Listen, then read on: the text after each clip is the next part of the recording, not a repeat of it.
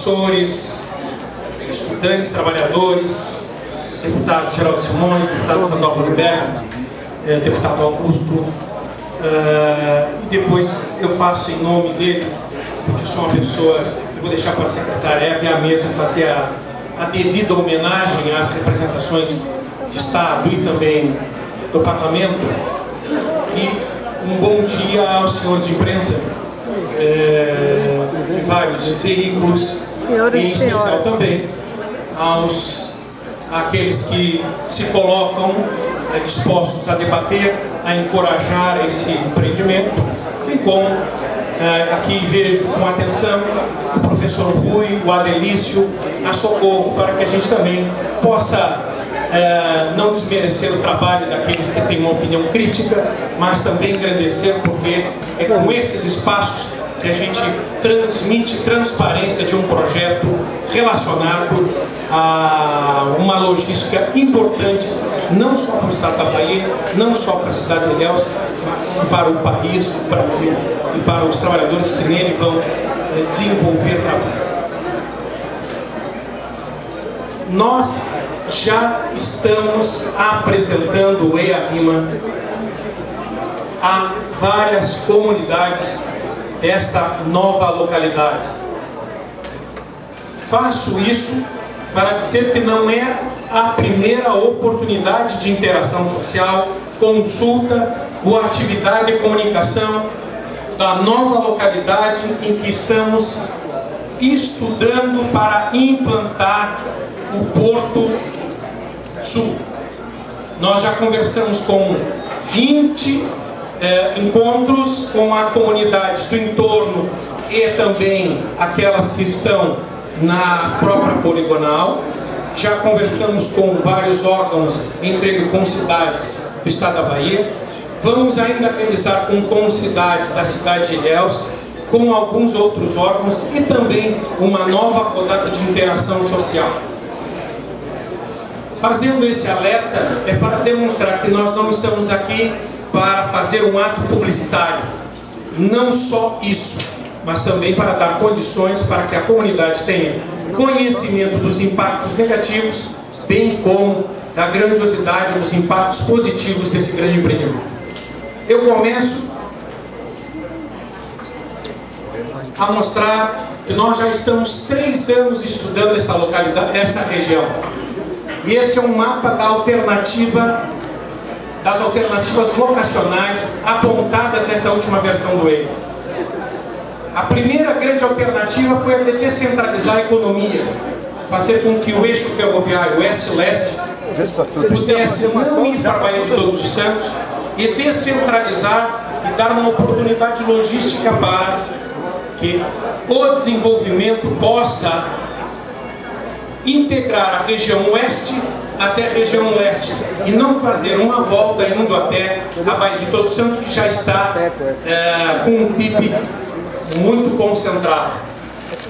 Em sendo assim, com essa descentralização, os estudos que já duram 3 anos basearam-se em alternativas em norte de Ilhéus e ao sul de Ilhéus.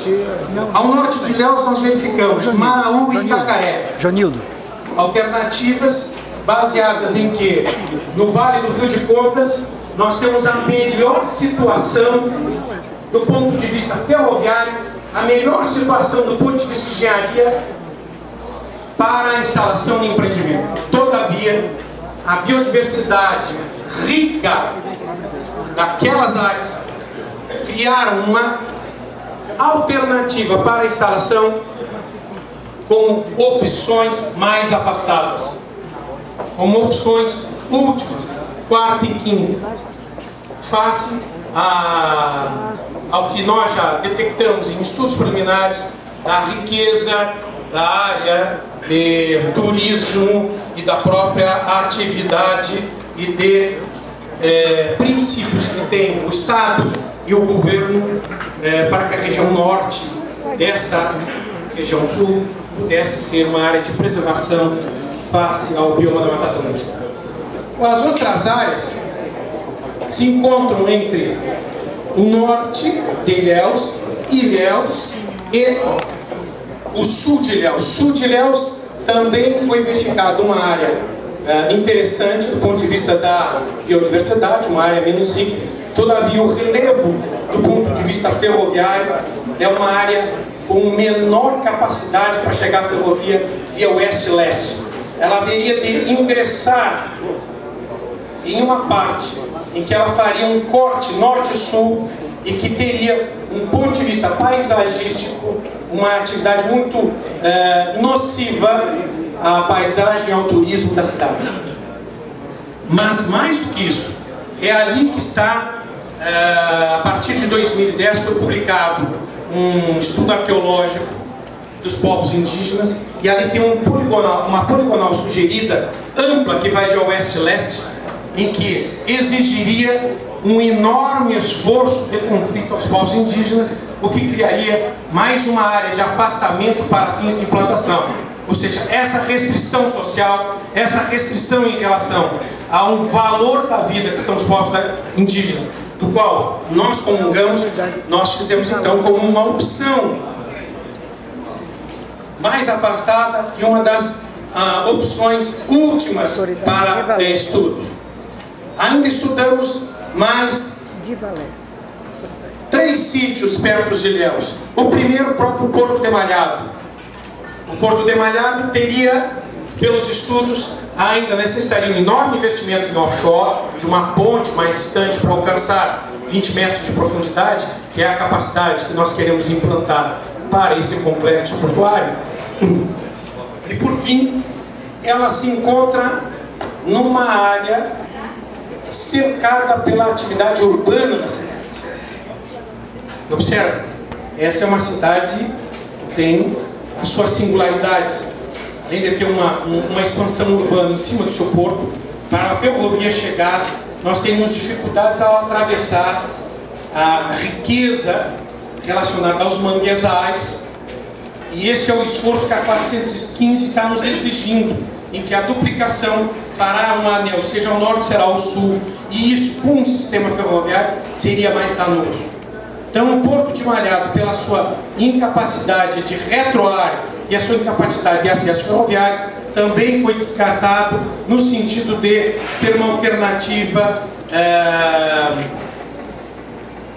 em relação às outras, que eu vou demonstrar, de menor possibilidade de implantação. As outras áreas foram o Distrito Industrial de Ilhéus, do qual se tem uma atividade industrial importante, todavia numa área sensível também em termos de meio físico e biótico. Mais do que isso, chegar ali em termos ferroviários, na medida que tem um relevo importante a criar um obstáculo, ele também é área de captação de água e uma área onde tem um parque municipal que ensejaria, já na medida que é um parque de uso restrito, ensejaria um obstáculo significativo do ponto de vista alternativo locacional. Assim, ficamos com 2 alternativas: Ponta da Tulha e Aritaguá. Ponta da Tulha foi estudado a exaustão. Na primeira conversa que eu tive com um comitê aqui, eu sempre disse: nós iríamos respeitar as decisões técnicas. Ponta da Tulha, no primeiro estudo que nós encontrávamos, era uma opção, em razão do seu relevo, era uma opção do ponto de vista da vegetação. Quando você olha fotos relacionadas no estudo preliminar entre Aritaguá e Ponta da Tulha, e era uma opção do ponto de vista social. À medida que os estudos avançaram, foram demonstrados, nós temos um slide para isso, foram demonstrados claramente que o meio biótico, o meio físico, tem uma singularidade que eu tornaria, em relação a Aritaguá, uma opção com maiores restrições para a efetivação da implantação. Por isso, esses 2 longos anos de estudos, uma análise junto com o IBAMA, audiências públicas e uma decisão pelo Estado da Bahia, através do governo, para ir para o novo sítio, Aritaguá, que é o objeto da apresentação, como uma alternativa mais avançada em estudos, em que se observará, em termos de meio físico e meio biótico, uma menor relevância em relação à Ponta da Tulha. e do ponto de vista social, do ponto de vista econômico de produtores e agricultura familiar, um obstáculo a ser trabalhado com respeito, com esforço, com trabalho e com trabalhos sociais que devam merecer pontos de imediata execução, bem como atividades de longo prazo. Esse é um mapa que vocês podem observar as áreas estudadas, os municípios que são relacionados com área diretamente afetada e outras áreas que estão na ADI. Então nós temos 5 municípios e os 2 municípios de Ilhéus e Itabuna. Por favor. Observem bem como a gente colocou antes. Ponta da Túlia é uma área mais desprovida de atividade de grande relevo social. Se imaginava nos estudos preliminares uma maior facilidade, e Aritaguá uma área com relevo acidentado, o que vai exigir um maior volume de terraplanagem e vai exigir de nós um maior volume de dragagem. Mas já se observa nesse slide, eu gostaria que vocês tivessem atenção, que a atividade social não está sendo sonegada e nem desinformada. Nós estamos agora sabendo que esse é um ponto importante nesse ano. É um trabalho com as comunidades e estamos dialogando com os sindicatos de trabalhadores rurais, com o pessoal do MRT, com o pessoal da Cofasul, da Cotepa, com o pessoal do assentamento Bom Gosto e respeitando posições diversas ou mesmo convergentes para que a gente possa levar a termos um processo tranquilo de desapropriação, um processo importante de reassentamento e um processo valorativo de compensações para aquela região em torno. Essa é uma área que aqui se observa bem, é um slide que demonstra, do ponto de vista meio físico e biótico, a singularidade de Ponta da Túlia se encontrou detectada pelo IBAM, pelos seus analistas e por alguns professores da própria região que ajudaram nesse sentido. E ele bem demonstra a diversidade em Ponta da Túlia, mangezais, mata atlântica de média e alta regeneração, restinga arbórea, áreas úmidas, em que se observam bem que essa área, apesar de uma distância de 4 km, 5 km de uma para a outra, em relação a Aritaguá, nós encontramos pastagens, cabruca e um fragmento que nós imaginávamos ser a oeste, mas nessa mancha aqui de uma mata atlântica de média regeneração, com muito significado do ponto de vista biótico e físico. Aqui é um outro slide exatamente para demonstrar a atividade social e a composição da realidade social que nós deveremos ensejar, uma preocupação relevante sobre agricultura familiar, pastagens, cacau e produção para subsistência. E nós já estamos realizando estudos, inclusive com o Ministério do Desenvolvimento Agrário, reuniões com outros setores, para que tenham compensações, processos de reassentamento com compensações. Há um lema dos trabalhadores que aqui deva ser enunciado em relação a essa questão social: sair para melhor. Essa é a frase dos trabalhadores. Nós estamos discutindo. É verdade que ainda nós não estamos atropelando ninguém. Vamos para uma audiência pública exatamente examinar todas essas composições que o EARIMA nos seus cadernos estão apresentados e disponibilizados em sites, na prefeitura, na biblioteca daqui da cidade. Magno, por favor. Um dos pontos relevantes é o assentamento Bom Gosto, do qual tem como liderança o Adelício, que está aqui presente, tem o pessoal do Valão, que eu encontro aqui, tem a presidente da associação, o pessoal do Itariri, o pessoal de Lavapés, que levam a um olhar importante para que a gente possa ter um cuidado. Nós já estamos conversando com os movimentos sociais e, com base nessa atividade, o encurtamento dessa poligonal do ponto de vista do decreto. Porque vocês verão que a área proposta para o EIA-RIMA é uma área menor que a poligonal. A poligonal foi feita para que pudéssemos ter um olhar, um exame vagar necessário à responsabilidade que a gente tem com essas populações. Nós, discutindo com elas, identificamos, fizemos diagnósticos e fizemos um layout examinando melhor atividade logística e menor impacto, mitigando os impactos sociais naquilo que for possível. É verdade que nós vamos ter um impacto social em relação ao assentamento do Bom Gosto e também às comunidades da agricultura familiar relacionados a essa área aqui de produção em Aritaguá, propriamente dita. Nós acatamos uma sugestão do Movimento Social Organizado e fizemos com que o diagnóstico fosse apresentado pelas cooperativas e técnicos dessas cooperativas. Fizemos tanto da COFASUR como da COTEPA, todos com atividade ligadas e vinculadas politicamente ao Sindicato de Trabalhadores Rurais e também com participação do assentamento Bom Gosto. Recentemente, desses últimos 2 meses para cá, teve uma ordem de serviço do INCRA. Nós já estamos vendo algumas áreas para que possam dar reassentamento no sentido de só sai para melhor. Só sairão para melhor. Nenhum de nós aqui está sonegando uma dificuldade desse impacto negativo. Nós vamos enfrentar esse impacto negativo com a participação dos trabalhadores e ouvindo eles. Aqui são as áreas escritas no EIA-RIMA. Do ponto de vista do EIA-RIMA, é significativa que a área de descarte, do ponto de vista da dragagem, são algo em torno de 30 milhões de metros cúbicos, está lá enunciado. A área de dragagem num pier que tem 750, e eu vou falar 750 metros de distância, de comprimento na área da Bamin, e mais 1.200 na área do Porto Sul.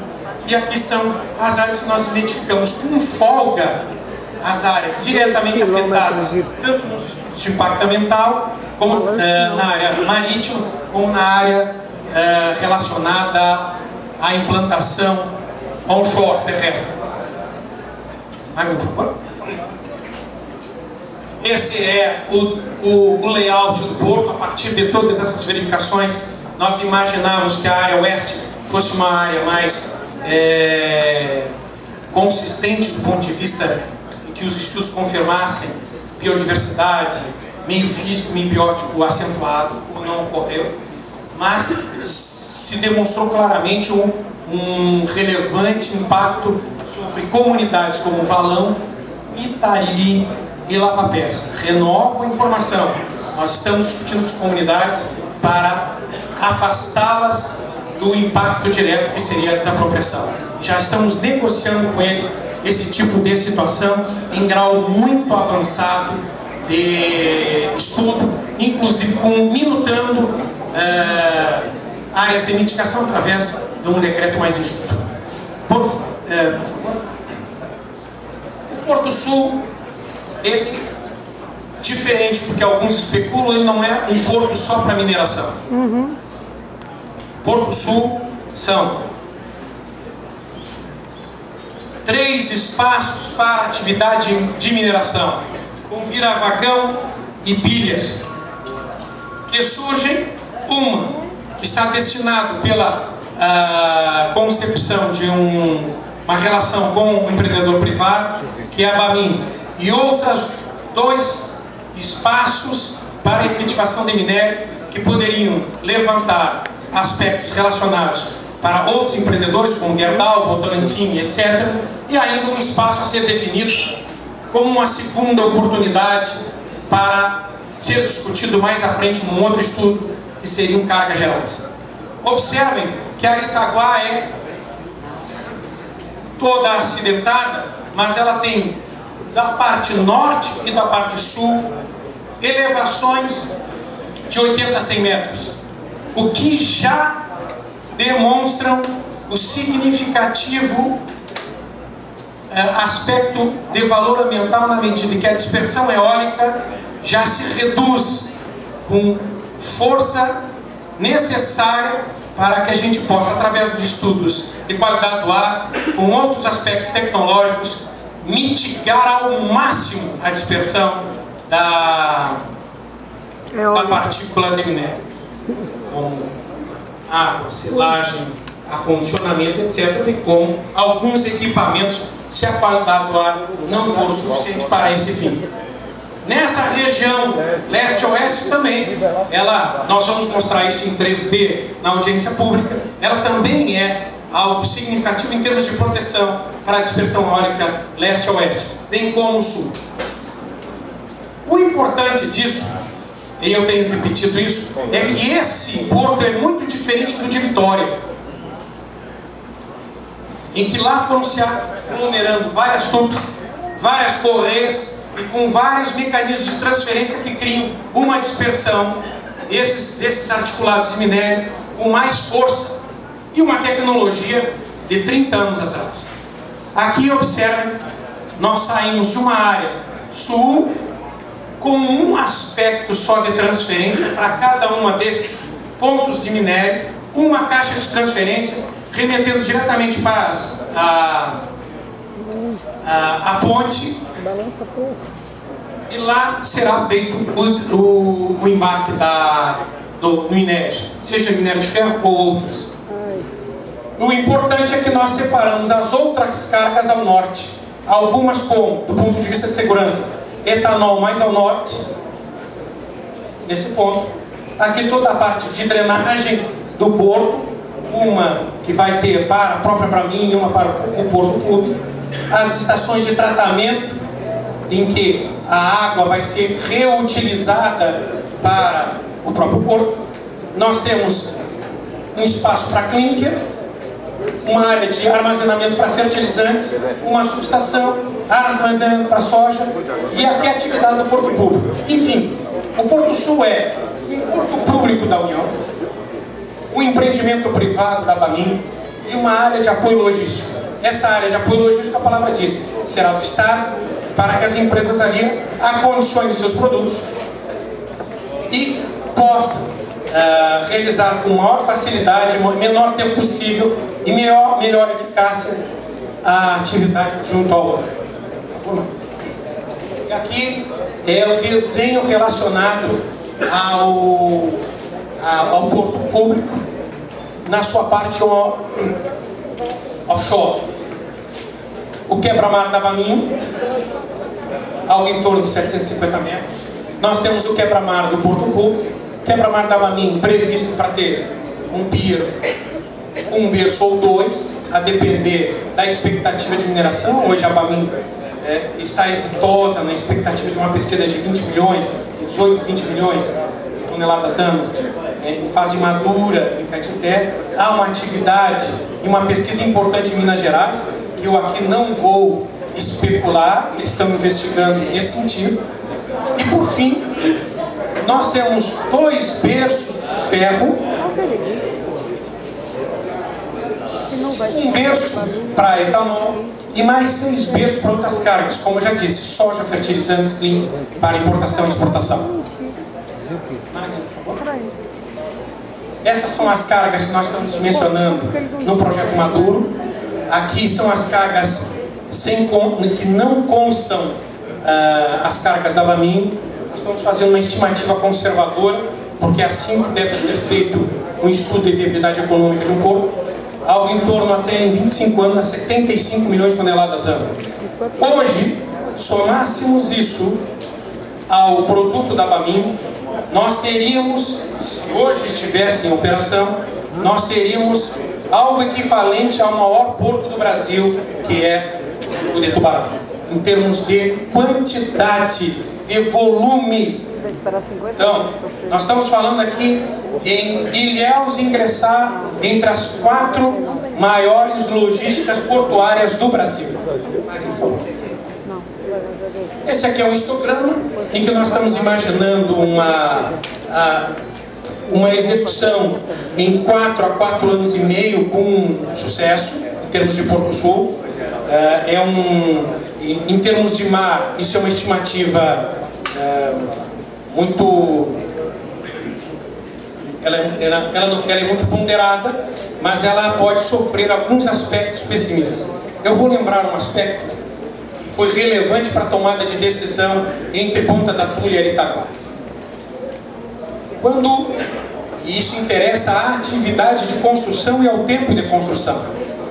Quando, nos estudos preliminares, o que se tinha era, que foi um dos pontos fundamentais para olhar primeiro Ponta da Tulha, o que se tinha nos estudos que se verificavam nas sondagens da Petrobras e de outras empresas, era que o cânion do Rio Almada teria uma concha mais ao sul da Ponta da Tulha do que necessariamente se localizou.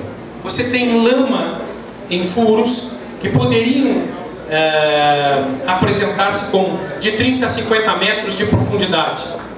Esse era um dos grandes temores para a não eficiência ou a não instalação do Porto Sul.